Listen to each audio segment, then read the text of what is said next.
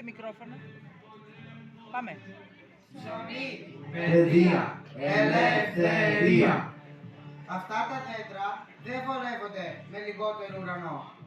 Αυτές οι πέτρες δεν βολεύονται κάτω από τα ξένα βήματα. Αυτά τα πρόσωπα δεν βολεύονται παρά μόνο στον ήλιο. Αυτές οι καρδιές δεν βολεύονται παρά μόνο στο δίκιο. Όπα, όπου να είναι θα σημάνουν οι καμπάνες. Αυτός ο τόπος είναι δικός μας. Δεν μπορεί κανείς να μας τον πάρει.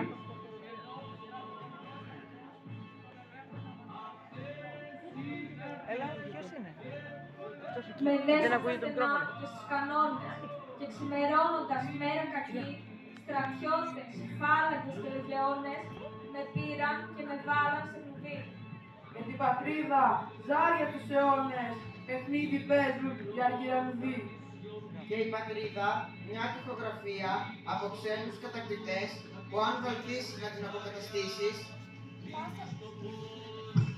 Πάσα μέσα στη φυλακή και δίνεις σε μια ξηρά εξουσίες. Μαλαματένια λόγια στο μαντίλι, ποιος είχε για την άλλη τη γενιά. Τη ρωμιοσύνη μην την κλαις, εκεί που πάει να σκύψει.